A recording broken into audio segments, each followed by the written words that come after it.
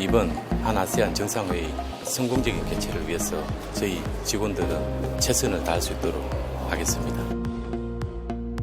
부산이 아세안의 중심 도시로 우뚝 설 수 있기를 기대하고 있습니다. 네, 권성주 국제정치학 박사, 이하린 변호사, 그리고 한아세안 정상회의 준비 상황을 취재했습니다. 콜롬보 김민욱 기자 함께합니다. 김 기자, 이제 한아세안 정상회의가 그야말로 사흘 앞으로 다가왔다고 봐야 되겠네요. 준비 어떻게 차질 없이 되고 있나요? 예, 오는 25일부터 이제 이틀 동안 진행되는 이 한아세안 정상회의는 이번 정부 들어 열리는 가장 큰 국제 행사입니다. 그만큼 정부, 지자체, 유관기관이 온 힘을 쏟아 이 행사 준비를 하고 있는데요. 먼저 그 현장을 다녀왔습니다. 하늘에 의심스러운 드론이 여러 대가 목격되자 특공대원들이 총을 쏴 격추시킵니다. 갑작스러운 돌발 상황에서는 전투경찰이 유리창을 깨고 진압작전에 나섭니다. 다음 주 열리는 한아세안 정상회의를 앞두고 대테러 대비 훈련을 펼치고 있는 겁니다. 각국 정상들이 안전하게 이동할 수 있도록 돕는 경찰 교통순찰대도 계속해서 동선을 맞춰봅니다. 소방특별조사와 훈련을 이미 완료하였고 기간 중에는 특수소방 장비와 연인원 3,300명, 660대 소방량을 투입해서 소방 안전관리에 최선을 다하도록 하겠습니다. 정상회의가 열리는 백스코 안에는 종합상황실이 설치돼 실시간 대응이 가능해졌습니다. 정상들이 묵게 될 해운대 일대 특급 호텔은 그야말로 비상입니다. 이미 경호 관계자들이 호텔에 배치돼 테러 대비 각국 정상 이동 동선과 음식 위생 상태 등을 점검하고 있습니다. 2005년 에이펙 정상회의 때 부시 전 미 대통령이 묵어 화제가 된 이 호텔은 이번에도 최고의 서비스를 준비하고 있습니다. 이번 한아세안 정상회의 성공적인 개최를 위해서 저희 직원들은 최선을 다할 수 있도록 하겠습니다. 지난 2014년 부산에서 한아세안 정상회의를 기념해 건립된 아세안 문화원도 다양한 행사 준비로 분주합니다. 특히 정상회의 기간 각국의 주요 인사들이 찾게 될 전망이어서 준비에 만전을 기하고 있습니다. 한국과 아세안이 좀 더 신뢰를 쌓고 또 더 관계를 발전하는 데 디딤돌이 되지 않을까 싶습니다. 행사가 코앞으로 다가오면서 부산시도 비상입니다. 사무실에는 쉴 새 없이 전화가 오고 관련 자료들을 만들기 위해 분주합니다. 문화, 관광 등 다양한 분야에서 교류 협력을 해나가는 데 있어서 부산이 아세안의 중심 도시로 우뚝 설 수 있기를 기대하고 있습니다. 하나씩 짚어보죠. 먼저 우리 한아세안 정상회의의 의미 어떻게 볼 수 있을까요? 예, 이 아세안이라는 것은 이 동남아시아 연합 국가연합의 약자로 인도네시아, 태국, 말레이시아 등 10개국을 의미합니다. 이번 정상회의는 한아세안 대화관계 수립 30주년을 기념해 열리는데요. 이 슬로건은 평화를 향한 동맹, 모두를 위한 번영입니다.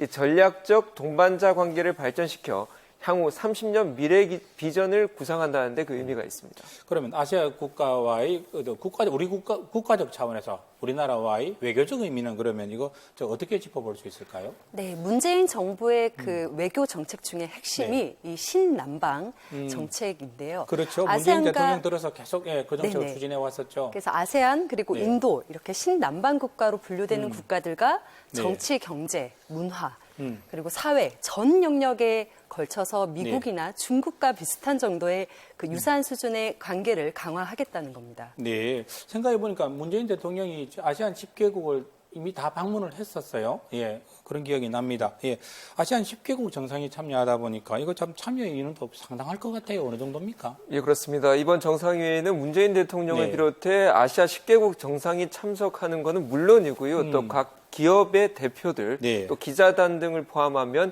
한 10,000명에 이를 것으로 추산을 하고 있습니다. 전체적으로요? 네, 그렇습니다. 또 각국의 언론들이 부산을 와서 부산과 관련된 내용들을 연일 보도하기 때문에 이런 내용들이 전 세계적으로 알려지게 되고 자연스럽게 홍보 효과로 이어지게 됩니다. 이 때문에 부산의 관광 또 산업적인 요인 측면에서 아주 큰 기대를 걸 수 있다고 볼 수 있습니다. 부산시 입장에서는 그런 기대 당연히 할 만하겠고요. 권 박사님, 사실 이게 한아세안 정상회담이 부산에서 이번에 다시 열린다라고 이야기 나왔을 때 그 가장 큰 관심사 중에 하나가 김정은 위원장이 올 것이냐 안 올 것이냐 이 부분이었는데 이거 북한이 공식적으로 어제 참석하기 어렵다 뭐 입장을 밝혔죠. 맞습니다. 저도 사실 많이 기대를 했었고요. 네. 네, 결과적으로 지금 못 온다라고 안 오겠다라고 통보를 받은 것에 대해서 상당히 네. 안타깝게 생각을 합니다. 문재인 대통령이 청와대 쪽에서 이 북한에 어떤 친서를 보냈다. 와달라고 친서 보냈다고 맞습니다. 그런 내용을 북한이 먼저 일방적으로 공개를 했죠. 사실 깜짝 놀랐어요. 맞습니다. 우리는 이제 우리 국민마저도 네. 청와대가 북한에 그런 친서를 보냈다는 걸 모르고 있던 상황에서 그렇습니다. 북한이 먼저 공개를 한 겁니다. 네. 남한이 이렇게 요청을 했으나 못 가겠다라고 얘기를 했는데 네. 못 간다는 이유가 지금 갈 이유가 없다. 네. 북한 입장에서는 실질적으로 얻을 수 있는 것이 없다라는 판단인데 왜 그렇게 생각을 하겠습니까? 네. 지금 오늘 당장 이제 지소미아 문제도 관련이 되어 있는데 지금 한미 관계가 지금 상당히 안 좋아지고 있는 상황이지 않습니까? 네. 북한 입장에서는 오히려 한국과 미국의 관계가 돈독하고 좋아야 한국이 어떤 중재자 역할을 할 수도 있고 네. 그래서 한국을 좀 이용할 필요도 있고 그렇게 네. 되는 겁니다. 근데 지금 한국을 방문을 해서 네. 행사장을 빛나게 해줄 이유가 없다. 북한 입장에서는 네. 그런 판단을 했을 거로 보이고요. 네. 어쨌거나 이번에 안 온 거에 대해서는 좀 아쉽게 생각하는 게 네. 만약에 왔었더라면 아하. 부산 입장에서도 네. 전 세계적인 주목을 받을 수 있고 그리고 어떤 남북 평화라는 이미지에서도 큰 영향이 있었을 그러네요. 것이고 그리고 김정은 위원장 본인에게도 네. 이 국제 무대에 데뷔를 하는 좋은 기회가 됐을 텐데 그 기회가 다 날아갔다. 우리 부산이 그렇게 판을 깔아주려고 노력을 네. 했는데 말이죠. 이 마음도 몰라주고. 그런데 좀 아쉽게 생각합니다. 예. 자, 이거 김 위원장이 만약에 온다면 아마 그런 일이 여러 가지 우리가 예상하지 못했던 새로운 변수들도 많이 생겨날 수 있었을 텐데 참 아쉬움이 남고요. 자, 이건 끝까지 한번 지켜보기로 하고 이거 10,000명이 넘는 인사가 지금 부산을 찾는다 이야기 김 기자 했지 않습니까? 이거 실제 경제적 효과는 어느 정도 좀 추산해 볼 수 있을까요? 예, 이번 한 아세안 정상회의의 어떤 파급 효과를 이제 부산연구원이 한번 분석을 해봤는데요. 이 생산 유발액만 496억 원이고 부가가치는 235억 원이 될 전망입니다. 예, 취업 유발 인원 419명, 고용 유발 인원은 319명이 될 것으로 기대됩니다. 사실 이런 보이는 숫자뿐만이 아니라 이 보이지 않는 이 무형의 가치, 즉 이 도시 브랜드 이미지를 향상시킬 수 있다는 점, 그게 가장 큰 장점이라고 볼 수 있겠습니다. 이게 뭐 부가가치 그리고 고용 유발 이론 300여 명 이런 부분들은 아마 이번 행사 기간 동안에 단기적인 그리고 직접적인 효과일 테고요. 이걸 넘어서는 여러 가지 부분들이 많겠지요. 이거 아시안 국가들이 참 우리하고 가깝다고는 하지만 이게 실제 우리하고 경제적으로는 어느 정도 규모의 파트너인지 이게 참 감이 잘 오지는 않습니다. 맞습니다. 그냥 생각했을 때는 잘 감이 네. 오지 않는데 이 데이터를 보면 상당히 놀라울 만큼 이미 경제 그렇습니까? 규모가 일정 부분 차지하고 있습니다. 네. 부산 상공회의소 자료를 보면은요, 이 부산 전체 수출액 가운데 아세안 국가로 수출한 거는 24억 2천만 달러입니다. 네. 전체 16.9%를 차지하고 있는데 약 3조 원 정도 되는 금액이 네. 되고요. 그리고 해외 투자의 규모를 보면 네. 부산 전체 투자액 가운데 아세안 국가로 투자한 것은 2억 3천억 달러로 전체의 40%를 차지하고 있습니다. 경남 등 우리 동남권 지역에서도 아세안 간의 기존의 관계를 한 번 더 점검하고 향후 어떤 방향으로 또 발전시켜 나갈지 돌아보는 그런 계기가 될 것으로도 기대가 됩니다.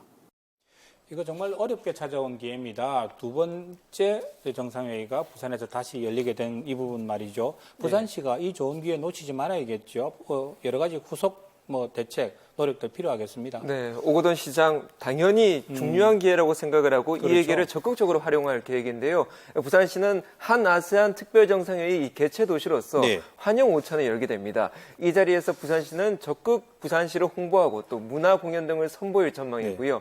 또 부산시는 한아세안 후속 사업으로 네. ICT 융합 빌리지 252억 원, 또 네. 아세안 유학생 융복합 거점센터 건립 98억 원 등 네. 국비 350억 원을 지속적으로 반영할 수 있도록 노력한다는 계획입니다. 우리 정치권과 지역 정치권과 같이 노력해야 될 부분인 것 같고요. 이거 활발한 교류가 이렇게 이루어지면 결국은 이거 우리 김해공항에서 아세안 10개국에 바로바로 오갈 수 있는 그런 노선이 있어야 될 텐데 실제로 어떻습니까? 직항 다 연결되어 있습니까? 예, 사실 이 항공 노선이라는 게 그 네. 나라와 얼마나 가깝게 연결되는지를 보여줄 수 있는 하나의 데이터가 될 수 있는데요. 태국, 싱가포르, 말레이시아 등 7개 국가는 이 직항 노선이 있습니다. 하지만 인도네시아, 미얀마, 브루나이 등 이 3개 국가는 현재 직항 노선이 없는 상황입니다. 이럴 경우 직항이 있는 인천 등을 경유해서 오는 경우도 생각해 볼 수 있는데 사실 국제 행사를 앞두고는 조금 민망한 상황인 거죠. 네. 부산시 한번 확인을 해보니까 보안상의 이유로 입국 경로를 밝히지는 않고 있는데 각국 정상이 오는 만큼 군공항 등을 통해서 올 수 있지 않을까 그런 가능성도 있습니다.